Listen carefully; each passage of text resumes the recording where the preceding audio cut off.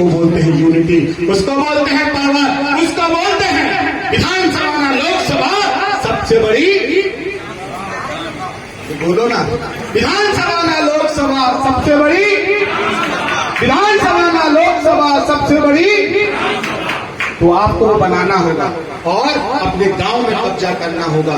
आप छोड़ दो, कोई बोलता है कि मैं ओबीसी का हूँ, हिंदू हूँ, छोड़ दो।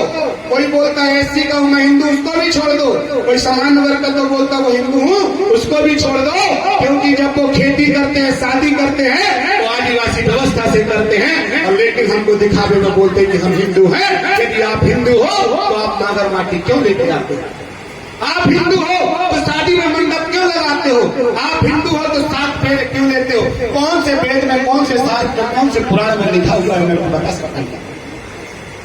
लेकिन जिएंगे आदिवासी संस्कृति से, मरेंगे तो आदिवासी संस्कृति से, लेकिन दिखाएंगे तो क्या बोलेंगे? हिंदू। हमारे देश के बहुत अच्छे नेता हुए रामविलास पासवान, शायद नाम आप लोगों ने सुने होंगे, मान तो सकते हैं पहली बार सुने होंगे।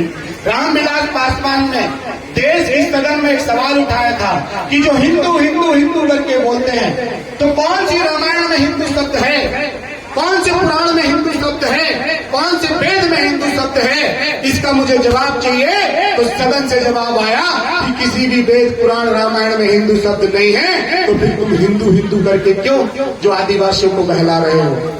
आज इस देश का मुख्यमंत्री, इस प्रदेश का मुख्यमंत्री जो खुद को आदिवासी बोलता है, मैं गर्व से बोलता हूँ, डंके की चोट पे बोलता हूँ, चाहे मैं भोपाल से बोलूं, चाहे रायपुर से बोलूं। मैं पूछना चाहूंगा कि उन्होंने बोला कि आदिवासी तो सनातनी हिंदू है, कितने आदिवासियों ने उसका विरोध किया? क्या आप रोड पर आए?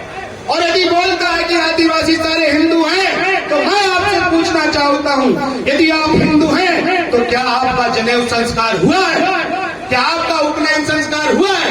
क्या आपने 5 घर कर 9 घर में जो है पटुक ब्राह्मण बन के भीख मांगा है?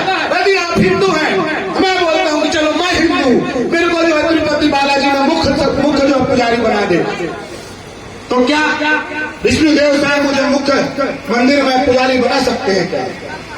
इस देश के प्रधानमंत्री को राम मंदिर के गर्भगृह में जो है पूजा करने के लिए नहीं दिया, जिसको हम बोलते हैं कि आदिवासी गर्व करते हैं कि आदिवासी का राष्ट्रपति हो गया, उस राष्ट्रपति को उस राम मंदिर में जो है प्रवेश तक नहीं दिया, क्योंकि वो विधवा है। जहाँ एक ओछी मानसिकता हो, जहाँ पर समाज के लिए जो राजा महाराजाओं का समाज हो और समाज के लिए ऐसी ओछी मानसिकता रखते हैं, तो ऐसी सत्ता शासन को उखाड़ फेंकने की ताकत इस आदिवासी समाज में होनी चाहिए, इस गौड़ समाज में होनी चाहिए। लेकिन वो कहां से आई?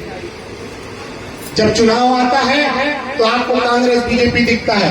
अरे दादा हीरा सिंह मरकाम ने अपनी बात को बोलने के लिए, अपने हक अधिकार के लड़ने के लिए गोंडवाना गणतंत्र पार्टी बनाई, और आपको अपने कोई भी नैन सेन में यदि छेड़छाड़ करता है तो 32 सालों से गोंडवाना गणतंत्र पार्टी और 1932 से अखिल गोंडवाना महासभा आपके लिए आंदोलन करते आई है, आपके राजपाट के लिए लड़ते आई है, गोंडवाना राज्य के लिए लड़ती है, गोंडवाना राष्ट्र के लिए लड़ते लड़ते जो है प्रवीण चंद्र भंजदेव ने जो है अपने सीने में गोली खा ली थी। हम उनकी संतान है भाई, है कि नहीं? तो क्या उन राजा महाराजाओं का खून जो हमारे अंदर था वो क्या उबाल मारना बंद कर दिया है? बंद कर दिया है क्या? यदि नहीं किया है तो 37 जिले में जो 3 विधानसभा है, उन तीनों विधानसभा में गोंडवाना गणतंत्र पार्टी का आदिवासी का विधायक होना चाहिए था। आपके 65,000 वोट हैं, लेकिन इसके जो है 10,000 5,000 वोट वाला जो है विधायक बन के बैठा, तो शर्म आनी चाहिए, चुल्लू हर पानी में डूब के मर जाना चाहिए। मेरे को नहीं लगता कर बोलने में। यदि है राजाओं का खून, यदि है आदिवासियों का खून, तो उबाल मारना चाहिए। वो अग्रवाल, कल मैं जो वीडियो देख रहा था, क्या नाम था उसका? अमर अग्रवाल, ब्रिजमोहन अग्रवाल बोलता है कि अग्रवाल समाज का फैसला क्या अग्रवाल समाज नहीं कर सकती?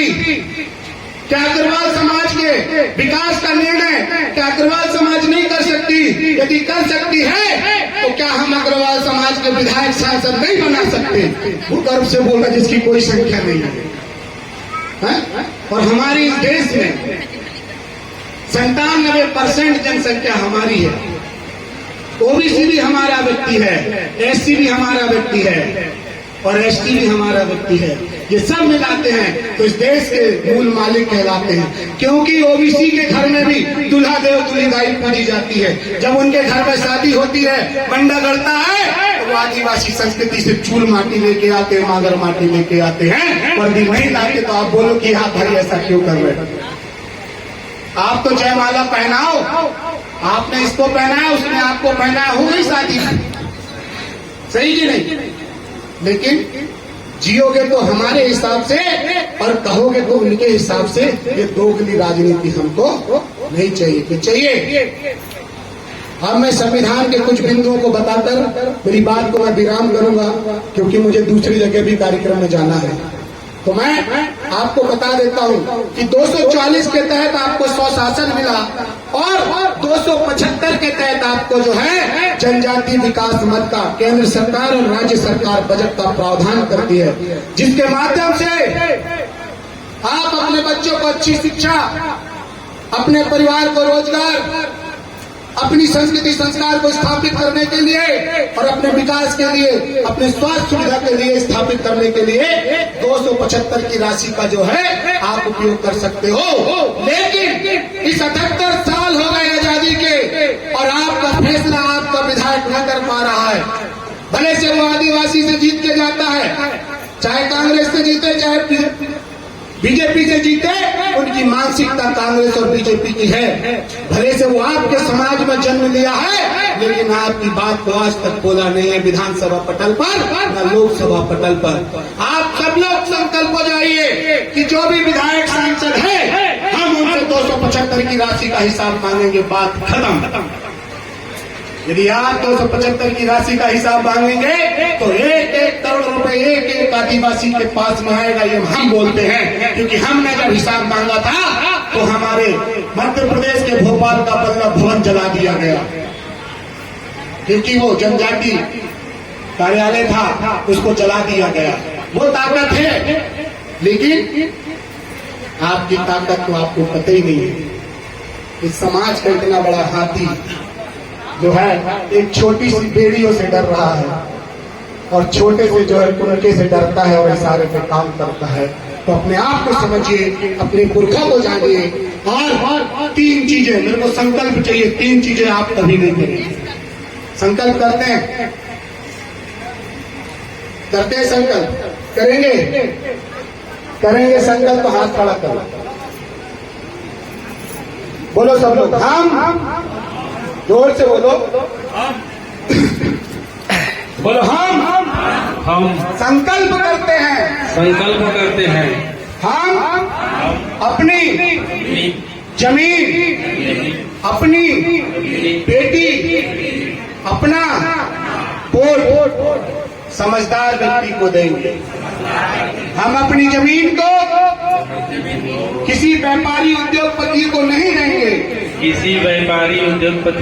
देंगे, हम अपनी जमीन को गैर जनजाति को नहीं देंगे, हम अपनी बेटी को किसी दरुआ को नहीं करेंगे, दरुआ से नहीं करेंगे शादी। हम अपनी बेटी से शादी करते समय उस बच्चे का उस दूल्हा का पारिवारिक सांस्कृतिक सामाजिक परीक्षण करने के बाद में ही हम हमारी बेटी की शादी उससे करेंगे। परीक्षण करने के बाद ही हमारी बेटी की शादी। जिस बेटे को हम अपनी बेटी दे रहे हैं, क्या वो समाज में बैठने लायक है? क्या समाज में वो बैठने लायक है? समाज के साथ में चलने लायक है? समाज के साथ चलने लायक है तो हमारी बेटी देंगे, और हमारा वोट ना तो कांग्रेस को देंगे, ना बीजेपी को देंगे, हम गोंडवाना गणतंत्र पार्टी के कट्टर होकर हमारी सामाजिक सभ्यता को, हमारी सामाजिक सत्ता को, हमारी आर्थिक सत्ता को, हमारी आर्थिक सत्ता को, हमारी न्यायिक सत्ता को हमारी न्यायिक सत्ता को स्थापित करने वाली राजनीति को स्थापित करेंगे। राजनीति को स्थापित करेंगे। हम सामान्य सीट से भी हमारे आदिवासी हमारे आदिवासी भाई को जिता के दिखाएंगे। हमारे आदिवासी